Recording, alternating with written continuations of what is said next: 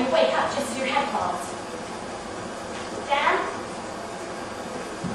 Dan? What is it that snaps you out of sleep when you sat up? The hypnic jerk. Well, at least on the tube, you're out of the rain for 5 minutes. Incessant rain. You think your uncle has it bad in Seattle? Let's see him take a vacation here. Let's see him take his early morning walks in soap-proof sneakers. I'd like to see that. We should plan more, you know, indoor activities. I mean, it's great for visiting the National. We get this Floral Museum, we go to the show tonight, but we're going to have to think of something to do if this rain keeps up. I, for one, am not getting muddy feet in Hyde Park. Oh, and sweetheart, you can forget about the soccer. It's not like the home side will win. Maybe we could go see the ballet, or that ice show we saw outside in the lobby. I don't want to be diving from station to station to avoid all this wet. God knows what it's doing for my cold. You know, I woke up this morning with the worst sinus headache. Christ, a dozen lozenges and a couple of sachets of lemon-flavored nitric acid down my throat, and I'm still wheezing. And my nose just won't stop. Will you pass me here?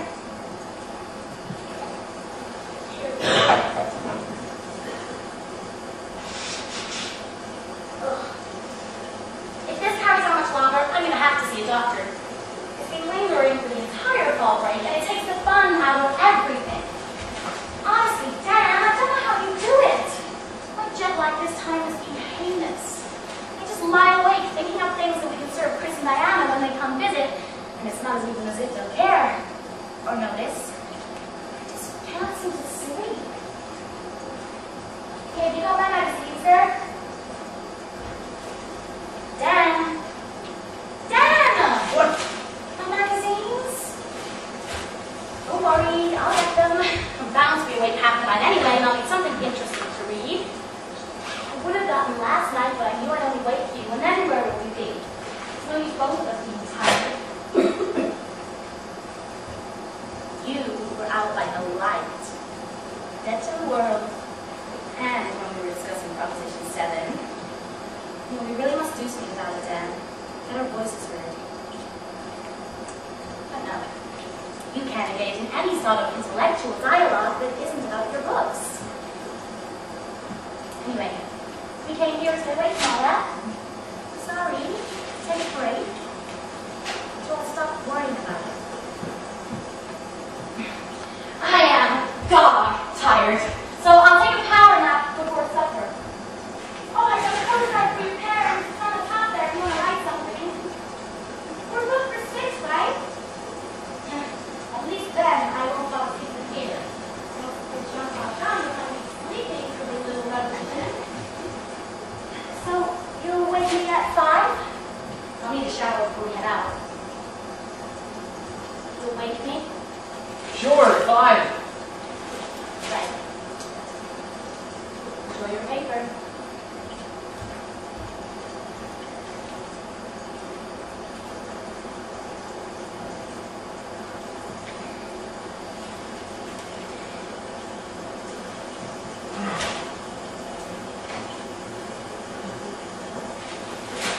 Proposition 7? Oregon's cours du jour. I mean, Jack to me back home, I don't plan on losing sleep over it now. The price of breathable air is too high. Too true. But we love our cars too much. Simple.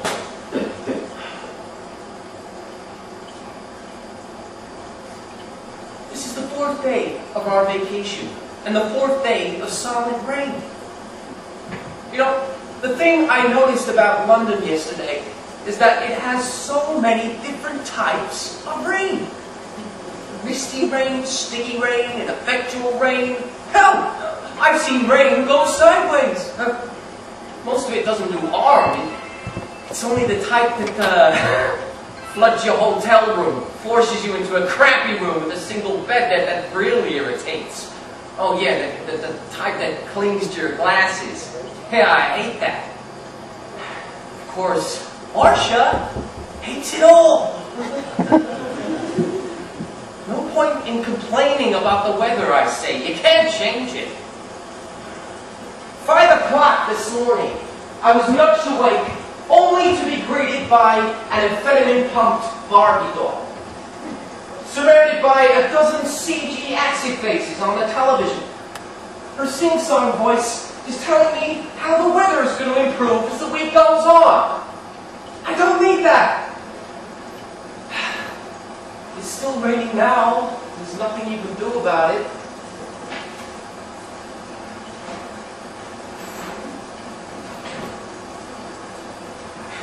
One thing you can do something about is the jet lag. Marcia is completely out of sync. She's been waking up at 6, 5, 4 a.m., waking and sitting up in bed, pointedly reading a trashy novel or one of her imported magazines. Here's how it goes, right? You do arrive mid-morning, so you catch an hour's sleep on the plane. By the time you touch down, you lock yourself to GMT. Taurine, caffeine, icidal, whatever it takes. By the time you turn in, you'll be so wrecked, not even the Southern Pacific going by your window would keep you from slipping into that pleasant coma. You know, I've been to Europe so many times. I got the whole thing down. Might be a couple of days when you feel a little draggy late afternoon, but that's nothing a two-shot Lottie won't show. Marcia, she does it different. I sympathize, staring up at an unfamiliar ceiling while your brain refuses to let go. We've all been there. The problem is mentioning it constantly, endlessly. Oh. It's the same when she gets a cold. When I get a cold, I throw back a few tablets, wait for it to go away. 3 days, tops. With Marcia, it's a 2-week miniseries. An HBO special event. The first signs are noted, discussed, held up to scrutiny. Danger of an approaching malaise gets flagged. The particular inconvenience of the timing mourned. 9 times out of 10, this phase lasts a single evening, having never been more than a couple of sneezes. But sometimes the cold arrives for real.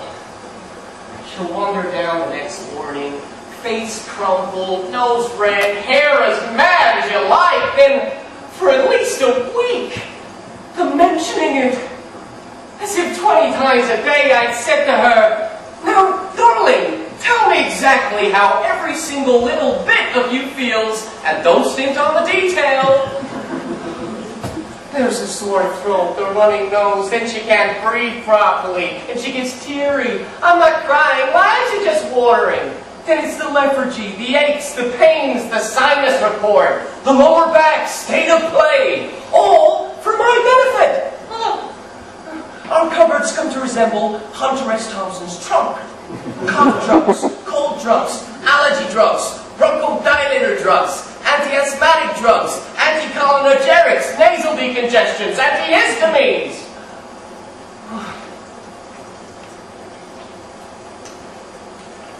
Cold goes, eventually. 2 days of knowing it's passing, and she's fine. Returns, in fact, to the woman who never gets colds. Not ever.